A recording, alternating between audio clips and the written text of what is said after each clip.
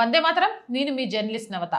ఈ మధ్యకాలంలో ఒక 2-3 డేస్ నుంచి సెలెక్టివ్ కన్నీల మహోత్సవం నడుస్తోంది. మీలో ఎంతమందికి తెలుసు?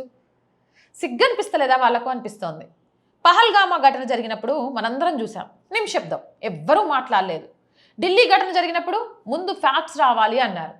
మన సైనికులు రక్తం చిందించినప్పుడు న్యూట్రాలిటీ, ఇన్వెస్టిగేషన్, ప్రొసీజర్ ఇవన్నీ మాట్లాడారు. అకస్మాత్తుగా అందరూ లా ఎక్స్పర్ట్స్ అయిపోయారు. కానీ వేల కిలోమీటర్ల దూరంలో జరిగిన ఒక రాడికల్ కమేనీగాడు చచ్చాడని తెలిస్తే కాశ్మీర్ రోడ్ల మీద ఏడుపులు, పెడబొబ్బులు, వైరల్ వీడియోలు, ఓల్డ్ సిటీ, అబ్బబ్బబ్బా, హైదరాబాద్లో దేశవ్యాప్తంగా స్టేటస్లు, ర్యాలీలు, ఎమోషనల్ ప్రసంగాలు. నా ప్రశ్న సింపుల్. మన దేశంలో జరిగిన దానికి సైలెంట్ మూడా? విదేశీ రాడికల్ కోసం హై వాల్యూమ్ ఎందుకు? మన ఇంట్లో మంటలు ఉంటే ముందుగా అవే ఆర్పాలి. పక్కింటి పొగ చూసి ఇంట్లోని అగ్ని పట్టించుకోకపోతే అది సానుభూతి అనరు సార్, పక్కా వంచన అంటారు.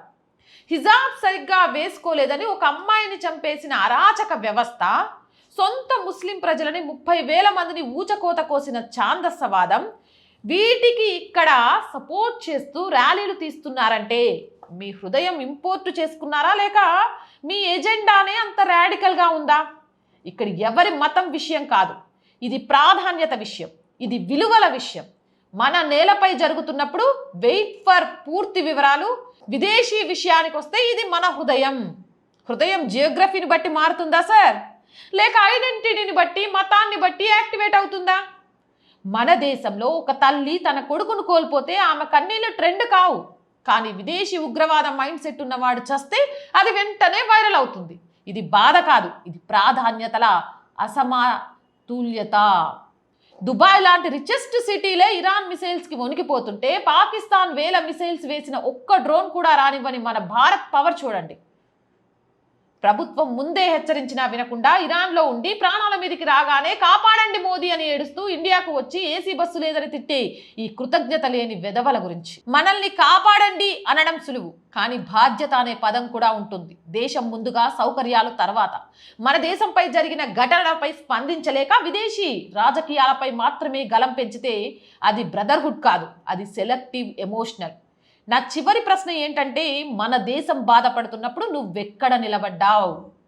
ఫైనల్గా గుర్తుంచుకో, ఈ దేశం ముందు, మిగతావన్నీ తర్వాత.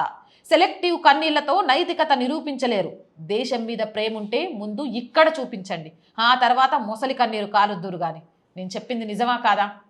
ఇలా ఏడ్చే వాళ్ళకు సిగ్గున్నట్టా లేదా? మీరే కామెంట్ సెక్షన్లో పెట్టండి. మోర్ వీడియోస్ కోసం ఛానల్ వెంటనే సబ్స్క్రైబ్ చేయండి. Our group of channels, our voice, our political, our Sanskriti, 3 ఛానల్స్ని వెంటనే సబ్స్క్రైబ్ చేయండి. కంటెంట్ బాగుంది అనిపిస్తే లైక్ చేయండి, షేర్ చేయండి. ఆర్థికంగా ఆర్ వాయిస్కి చేయూతను అందించాలి అంటే సబ్స్క్రిప్షన్ పక్కనే జాయిన్ అనే బటన్ ఉంది. 1 to 5 లెవెల్స్ ఉన్నాయి, ఏదో ఒక లెవెల్లో సపోర్ట్ చేయండి. లేదా స్క్రీన్ మీద గూగుల్ పే, ఫోన్పేతో పాటు అకౌంట్ డీటెయిల్స్ ఉన్నాయి, మీకు తోచిన సహాయాన్ని అందించండి. వ్యాపార ప్రకటనల కోసం 8328 500 576 నెంబర్ని సంప్రదించండి. జై హింద్, జై భారత్.